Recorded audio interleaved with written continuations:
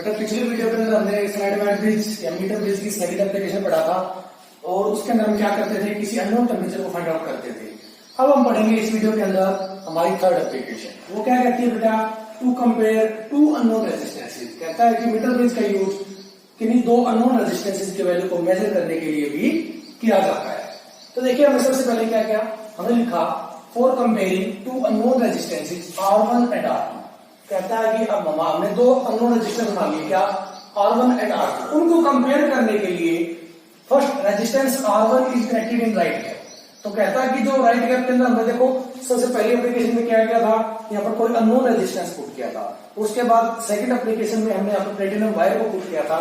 और इस एप्लीकेशन में हम क्या करेंगे, सबसे पहले राइट गैप के अंदर जो पहला अननोन रेजिस्टेंस है R1 उसको पुट कर देंगे, ठीक है। देन जो कि is move over the meter bridge wire to obtain null point. उसके बाद हम क्या करेंगे बेटा, ऑब्वियसली बात है, देखो लेफ्ट गैप के अंदर क्या होगा, कोई वेरिएबल रेजिस्टेंस या इसको क्या कह सकते हो, रेजिस्टेंस बॉक्स। इसकी वैल्यू को आप इस तरह से फिक्स करेंगे कि जो नल पॉइंट है ना वो हमारा 35 सेंटीमीटर से 65 सेंटीमीटर, ठीक है। ये आपको हार्ड फास्ट रूल नहीं है, लेकिन अप्रोक्सीमेटली यहां आता तो रिजल्ट बेटर आते हैं। तो कोई इस रेजिस्टेंस बॉक्स से हम क्या करेंगे, रेजिस्टेंस की वैल्यू को ऐसे फिक्स करेंगे कि इसका नल पॉइंट कहीं इस रेंज के बीच में आए, ठीक है। उसके बाद हम क्या करेंगे, इस जोकी को पॉइंटर को इस वायर के ऊपर ऐसे स्लाइड दबाएंगे, इसी तरह की बी तक लेके जाएंगे, ठीक है। तो जहां पर भी हम क्या करेंगे, जहां पर भी कैलकुलेटर क्या डिफ्लेक्शन शो कर दे 0, तो वो हमारा क्या मिल जाएगा, हमें नल पॉइंट। तो हम सबसे पहले क्या करेंगे, यहाँ पर इस वायर के ऊपर, इस मीटर ब्रिज वायर के ऊपर हम जोकी को स्लाइड करवाएंगे, ठीक है, ताकि हमें क्या प्राप्त हो सके, null point. If L1 is balancing length, मान लीजिए इस नल पॉइंट की इस एंड से जो लेंथ है वो कितनी मान ली हमने, L1। इसको हम क्या कहते हैं, बैलेंसिंग लेंथ, ओके। दूसरी बात, A से C की जो लेंथ है ये हमारी क्या कहलाती थी, रेशियो R/P। और दूसरी C से B की जो लेंथ है ये हमारी क्या कहलाती थी, रेशियो R/Q। और इस C से B की जो लेंथ है टोटल की कितनी है, 100 सेंटीमीटर। A से B की लेंथ, A से B की लेंथ कितनी है, 100 सेंटीमीटर। A से C की लेंथ अगर L1 होगी तो C से B की लेंथ क्या होगी, 100 माइनस L1। तो देखिए क्या हो जाएगा, यहाँ से P is proportional to L1। P किसके प्रोपोर्शनल होगी, L1 के। और Q किसके प्रोपोर्शनल होगा, 100 माइनस L। यानी कि P किस पे डिपेंड करता है, इस लेंथ पर, ठीक है, बैलेंसिंग लेंथ के ऊपर। इस रेशियो आर्म की जो वैल्यू है, रेशियो आर्म P की वैल्यू है, वो L1 लेंथ का जो वायर है उसके रेजिस्टेंस पे डिपेंड करेगा। तो सिंपली हम ये कह सकते हैं जो P की लेंथ है, सॉरी जो P की वैल्यू है वो किस पे डिपेंड करेगी, L1 पर। दूसरी बात, इसी प्रकार Q की वैल्यू किस पे डिपेंड करेगी, C से B की लेंथ पर, दैट इज 100 माइनस L1 पर। तो हमने यहां पे लिखा Q is proportional to 100 minus L1। अगर इन दोनों का रेशियो हम लेते हैं तो P बाई Q किसके इक्वल आएगा, यहां से L1 अपॉन में 100 माइनस L1, ठीक है। अगर P बाई Q का रेशियो लेंगे तो किसके इक्वल आएगा, L1 अपॉन में 100 minus L1। Now according to balancing condition,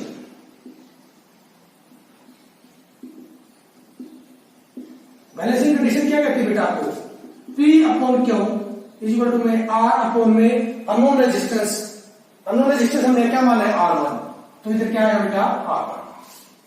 P by Q is equal to में R अपॉन R1। पहले हम S मानते थे या X मानते थे, लेकिन अब के बार हमने अननोन रेजिस्टेंस का माना है R1। तो इसलिए हम क्या पूछा देंगे, R1। तो क्या बन गया, P upon Q is equal to में R अपॉन R1। अब देखो P बाई Q की वैल्यू हमें पता है कितनी है, L1 अपॉन में 100 माइनस L1। तो क्या करेंगे, इस P बाई Q की जगह पुट कर देंगे L1 अपॉन में 100 माइनस L1। तो क्या आएगा बेटा, L1 upon 100 minus L1 is equal to में R अपॉन R1। अगर हम R1 को यहां से पुट कर दें, सॉरी R1 की वैल्यू अपने को यहां से निकालनी है, तो क्या करेंगे, क्रॉस मल्टीप्लाई, ठीक है।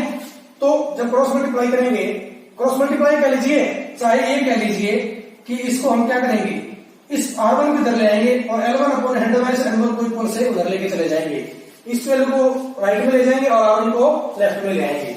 तो जब R1 को लेफ्ट में लेके आएंगे तो राइट साइड में जब ये है तो डिवाइड में है, इधर आएगा किस में हो जाएगा, ऊपर मल्टीप्लाई में, that is R1 is equal to में क्या होगा, R अपॉन में L1 अपॉन 100 माइनस L1। ये उल्टा हो जाता है, आपको पता ही है। तो क्या बनेगा, यहां से R1 इज इक्वल टू में 100 minus L1 upon L1 into में आर। ठीक है, तो इस वैल्यू से हम इस फॉर्मूले से हम क्या निकालेंगे, R1 की वैल्यू फाइंड आउट कर लेंगे।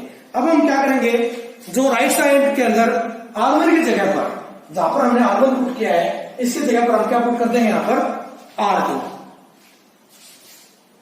क्या लिखा, now experiment is repeated with the other unknown resistance R2। अब इसी एक्सपेरिमेंट को हम दोबारा से रिपीट करेंगे इस दूसरे अननोन रेजिस्टेंस R2 के साथ, यानी कि राइट गैप में क्या पुट करेंगे हम, R2। पहले क्या था R1, अब क्या पुट कर देंगे इधर R2। ओके, अब मान लीजिए आगे if L2 is balancing length, अब मान लीजिए जो बैलेंसिंग लेंथ हमारी वो क्या है, L2। तो ये लेंथ क्या बचेगी, अगर A से C की लेंथ L2 है तो C से B की लेंथ क्या होगी, 100 माइनस L2। ठीक है, क्या होगी, 100 माइनस L2। तो उसी प्रकार अब P किसका रेडियल प्रोपोर्शन होगा, L2 का। अब P किसका रेडियल प्रोपोर्शन होगा, L2 का। और Q किसका रेडियल प्रोपोर्शन होगा यहाँ पर, 100 माइनस L2 का। जब दोनों का रेशियो क्या होगा तो क्या आएगा, P upon Q is equal to में L2 अपॉन में 100 minus L2। Now according to balancing condition,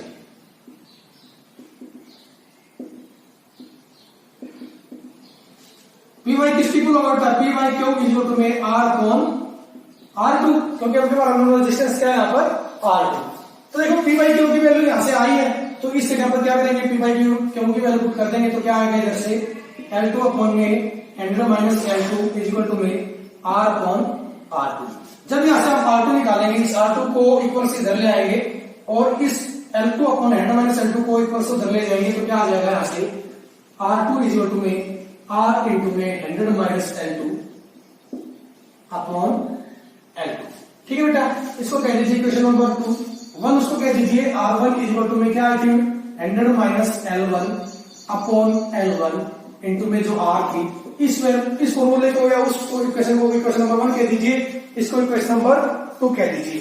अब क्या करेंगे हम इससे, अब इन दोनों का हम रेशो ले लेंगे। ठीक है, यहां पर क्या करेंगे, इक्वेशन 1 को हम 2 से डिवाइड कर देंगे। तो देखिए लिखना ना हो, पहले इक्वेशन लिख रहा हूं मैं यहां पर। R1 क्या थी, R1 इज इक्वल टू में 100 minus L1 upon L1 into में R, और R2 क्या था, 100 minus L2 upon L2 into में R। इसको इक्वेशन नंबर 1 कहा था हमने, इसको equation number 2। Now dividing equation 1 by 2, equation 1 को 2 से डिवाइड कर देंगे।